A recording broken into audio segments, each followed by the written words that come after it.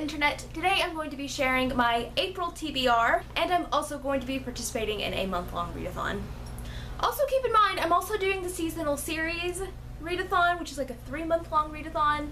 So some of the books on the TBR are on my TBR for that as well. I'm gonna link that video in the description if you have no idea what I'm talking about. I'm just doing a lot of readathoning right now, so just don't worry about it. I found out about a readathon actually this morning that I thought was super fun. It's called the O.W.L.S ReadAthon, and it's being hosted by Book Roast, and I will leave her announcement video in the description.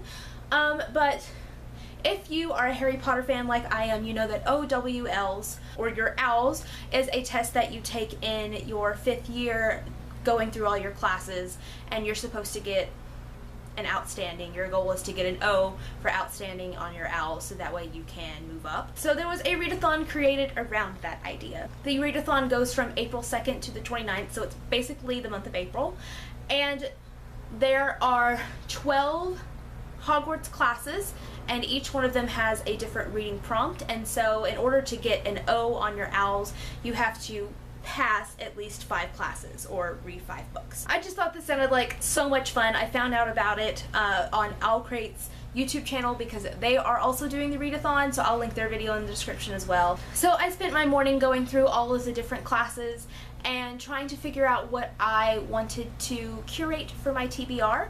If you're interested in joining, I'm gonna put the list of all the classes and reading prompts in the description. So I picked out 5, and I'm going to share with you what my TBR is now. So the first class is Ancient Ruins, and that prompt is to read a book with a symbol on the cover. I picked The Language of Thorns by Leigh Bardugo for this one. It has tons of symbols on the cover, and this is a book of fairy tales that children would have grown up with in the Grisha universe. That Leigh Bardugo's other series are from the Grisha trilogy and the Six of Crows duology, and I've heard that this is really, really good. It's very short, which is also good for a readathon, but the book is beautiful when you flip through it. All of the fairy tales have illustrations, and it just looks like it's going to be a really fun read, but also a really quick read, so that's good for a readathon, and I've been meaning to read this for a while, so it seemed like the perfect opportunity to do that. My next class that I'm going to try and pass is Astronomy, and that prompt is to read a science fiction novel. So the one I have chosen is Obsidian by Amy Kaufman and Jay Kristoff. This is a new release. It is the 3rd book in the Illuminae Files trilogy, and it's also the last one. I'm pretty pumped about these. The first book is Illuminae, and the second book is Gemina, and this is a science fiction YA series that's told through kind of a multimedia format. They're a lot of fun. I really enjoyed the first 2 books. I'm currently listening to the second book, so that way I can prepare for the 3rd one. I read the second one last year, but I wanted to give it a reread because I really didn't remember it a whole lot. I've read Illuminae twice already, so I remember that one. But I'm really, really excited to read this book, and fun story, and I haven't talked about this on my channel in a while, but when Gemina came out in 2016, there was an author signing with Amy Kaufman and Jay Kristoff at my favorite indie bookstore in Nashville, Parnassus, and they played this game with the audience where if you won the game, your name would get to be on one of the kill lists in Obsidian, and I won. So somewhere in this book, my name is on a list and I am dead.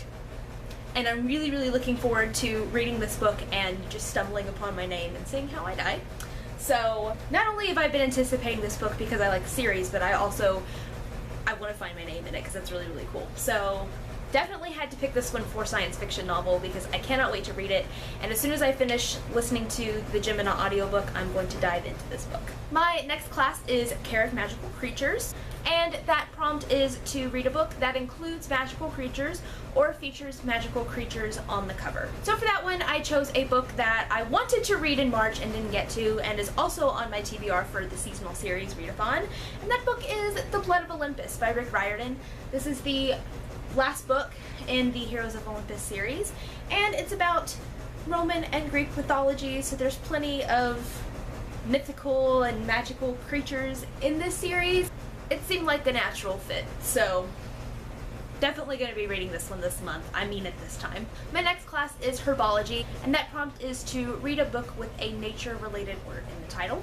So for that, I picked one that I've more recently picked up, and that is The Hazelwood by Melissa Albert. This has been making its way around BookTube the past couple months. It came out in February, and it's been getting pretty good reviews, so I want to go ahead and dive into it. It's a YA fantasy about a girl named Alice whose grandmother has created this world of like fairy tales or something, and then I think that the grandmother gets taken into the world or something like that, and Alice has to go find her. I'm not totally sure, but I know it's something along those lines, and I don't know, I have it. I got it in my February Owl Crate, and it seemed like a really good fit. Usually YA fantasies I can read fairly quickly, and this one's not super long, so it seemed like a good choice. And my last class is History of Magic, and that prompt is to read a historical fiction novel. So for that one, I picked another book that was both on my March TBR and is on my seasonal series TBR, so that way I can knock some of that out. And that was Wayfarer by Alexandra Bracken. This is the second book in the Passenger duology, which is a historical fiction YA duology with time travel. I've been meaning to read this book. This book's also on my top 10 to read in 2018. So since I did not get to it in March, I'm putting it on my April TBR. Also, it will work for 2 readathons and knock off on my top 10 to read list. So it will accomplish a lot of things if I can finally get through this book. So that's it for my O.W.L.S TBR / April TBR. Let me know down in the comments if you're participating in this readathon, and I will see you guys next time with another video. Bye!